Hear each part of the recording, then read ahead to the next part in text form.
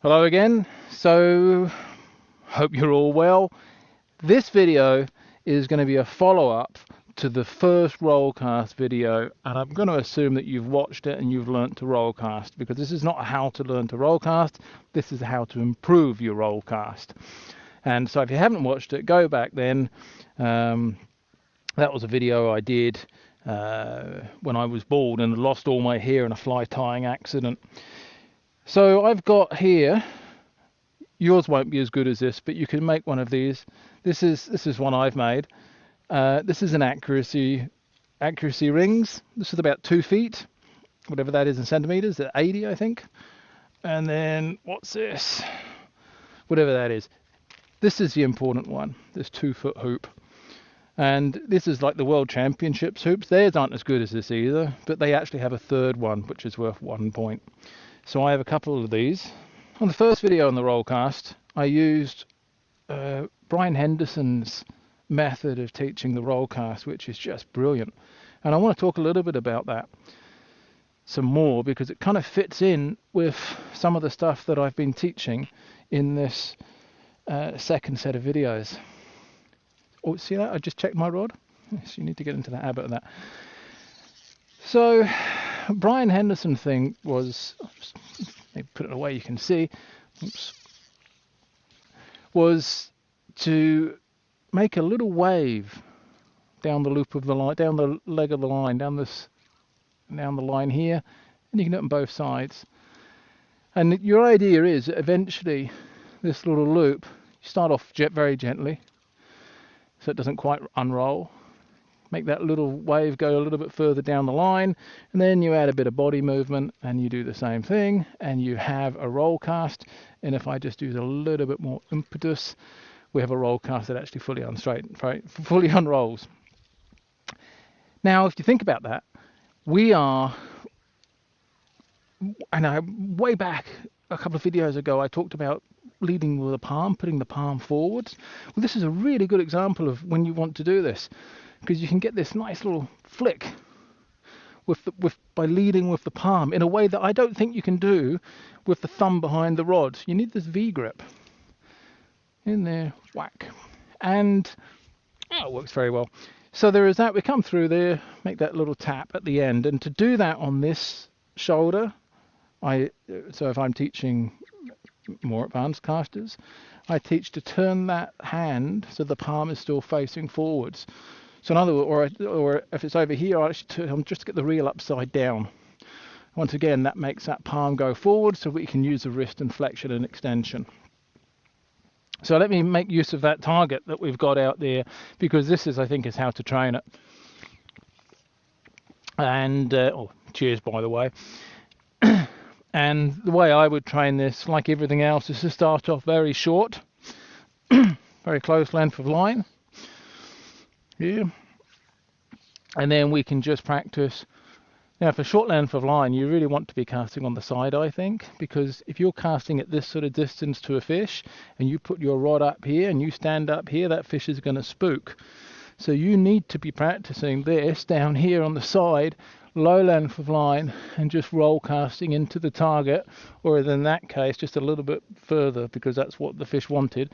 So you come on here and you can practice on the right. That was dead in actually, well, I hit the stump.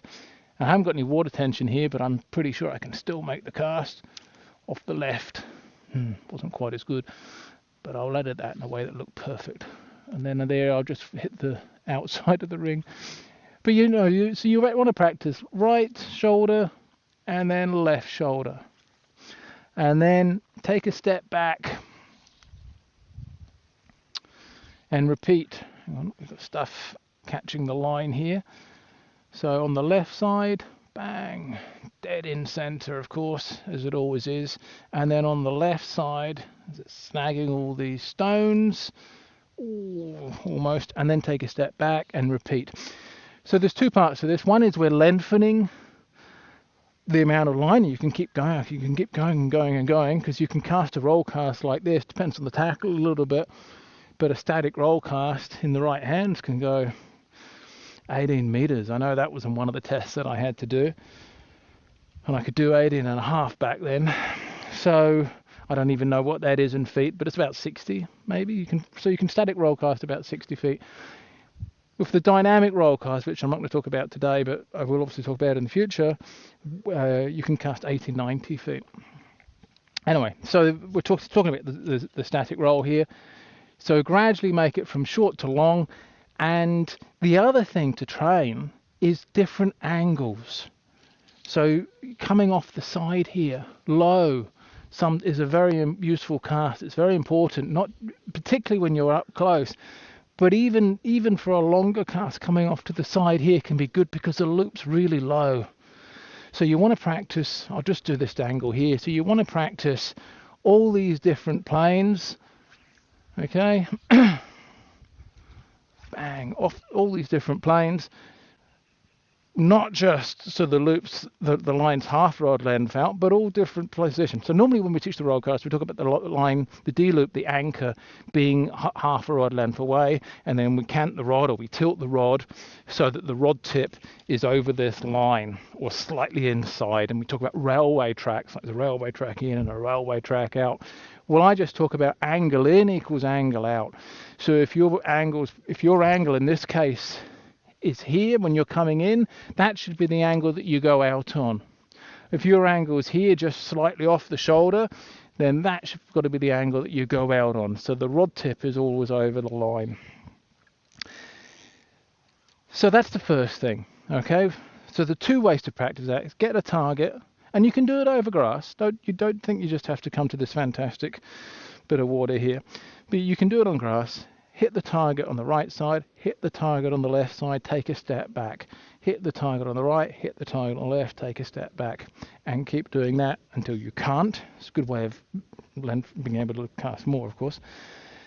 And then the other is to do the same thing, but all different angles. So you want to work on all the different angles, and ultimately, it would be good if you can get into the situation where you can go, oh, I've got to make a roll cast there. Can I make it with just that amount of line? That's what you really want to be in. You don't want to just be having to make a step back every time you make more roll cast. You want to be able to kind of judge it in your head. Let me see if I can do one here. That one there. I wonder if that will go. Well, obviously not. Which line do I need? Well, anyway, so that was perfect, of course, exactly where I wanted to put it. But you want to get into that situation where you've got a pretty good opportunity to do it first time, okay? Often, it's actually, in a fishing situation, mostly, we can be a little bit short, one cast, and we can gradually increase to get it just right. I'm thinking of a river situation there. You know, it's often you've got more opportunities, not like here where you've got one shot. One thing you could do, and I was thinking about it, and if I was fishing a river where I was always making roll casts every time, I would actually mark the line. I would mark the line in, say, 10-foot intervals. You know how long your leader is, you know how long your rod is. If you marked your line with a little black marker pen every 10 feet, then it would be an easier way of gauging that distance. Be something to think about, right? Anyway, I don't. I fish here, so that's nowadays. So that's the first thing, is put variety in it. You'll notice when you're on the side here and you're making the roll cast, there's very little line in the D loop, and you have to use a lot of speed. Whereas if you're here on the vertical, especially if I reach back a bit, there's a bit more line in the D loop. I can use much less speed to make the cast. Now I want to get to the bit that I love teaching, right? So most of my students are, I call them intermediates, but they're actually, most people might actually consider them to be really quite advanced. And I want them to develop some different strokes, and the roll cast is when I introduce it. And so there are basically, I look at it as being 3 stops in fly casting. There is this conventional hard stop where we try and stop the rod, which the whole fly casting instructor world, or most of it, seems to really love the idea of it, but I think it's kind of based around some errors in actually how the fly cast works. But we're not going to go into that because this is practical training.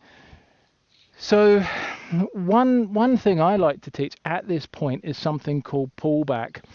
And pullback is, I've mentioned in a few of the videos before, it's instead of stopping the rod, instead of accelerating to a stop, we're just going to accelerate maybe a little bit slower, but then instead of stopping, we're just going to reverse. And we're going to come backwards. And this will end up putting, if it's done right, or like this, it will put an S shape into the rod. And this is called pullback. I usually have a fly swap. I'll have to add this in later. It's in the boat, and you can bend it into this S shape. And what it actually accomplishes is a number of things, but the main thing it accomplishes is it makes a very nice tight loop. And I introduced it on the roll cast.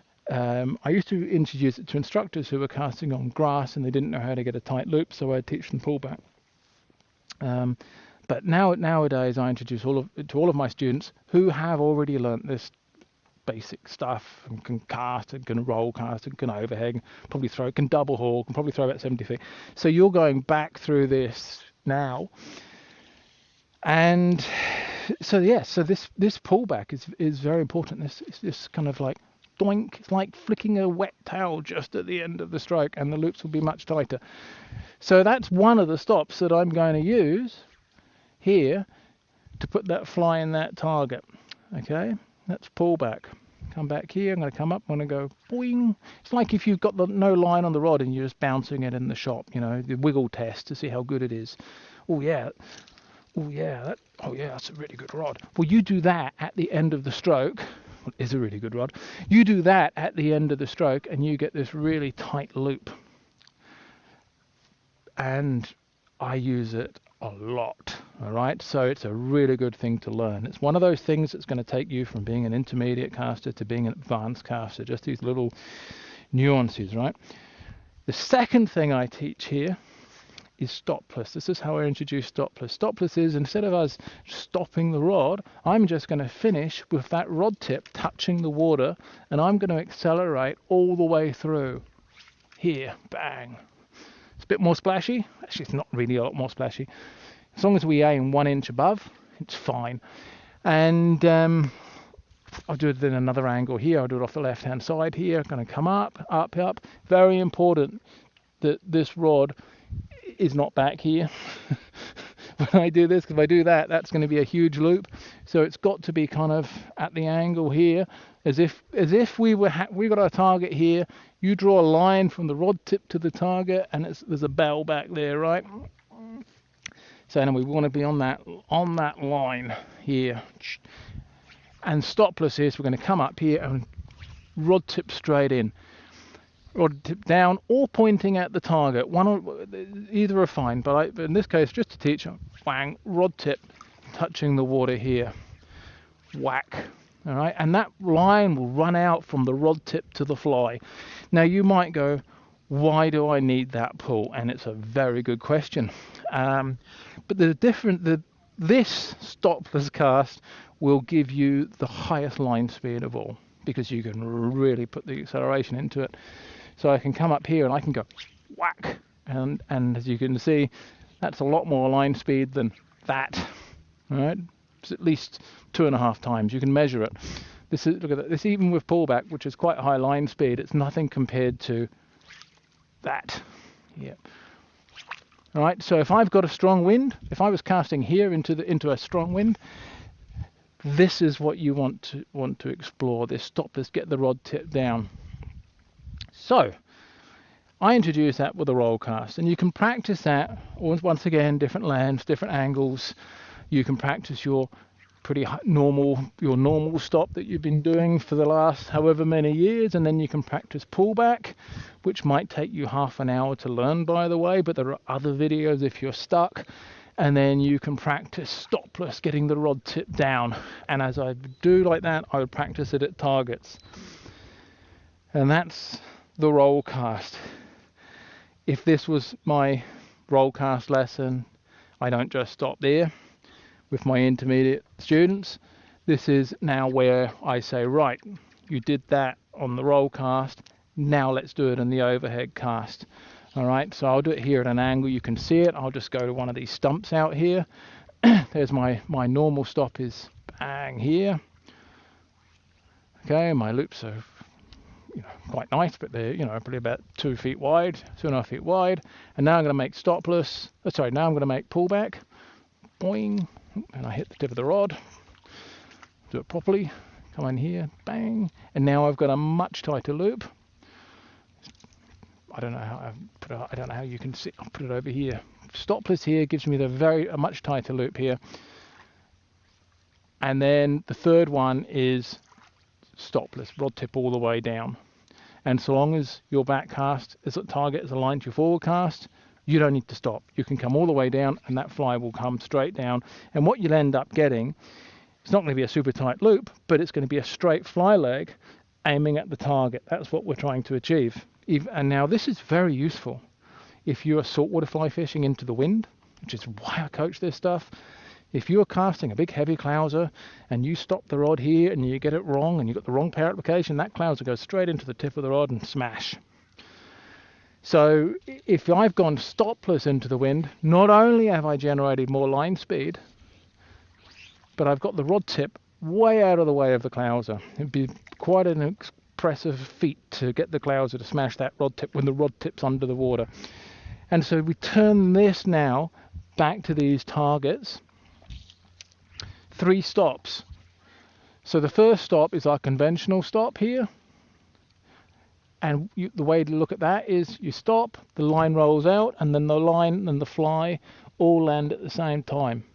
So I'm going to talk about pullback now. So if I'm going to do pullback at that target here, I'm going to stop this rod, I'm going to put that reverse torque in, the fly lands first, all right? So you can get very good at this.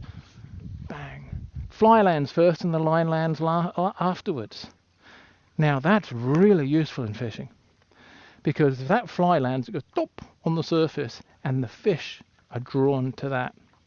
Gourami, chub, trout sometimes, they like to hear the fly land. But if you go whack like that and everything lands, they hear it all land, they don't know where to come looking. But if you can get that fly land doop, like that, not like crash, but doop, the little little tiny waves come off if you watch it land right. And then if you watch the fish coming along, they hear it and they come along and they see the waves and they're attracted. This is how they feed. They see these little waves coming off, like the fly had just flapped its wings on the water, like in its death throw.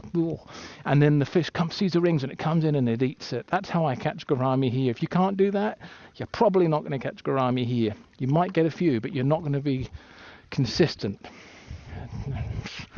Not many people are here.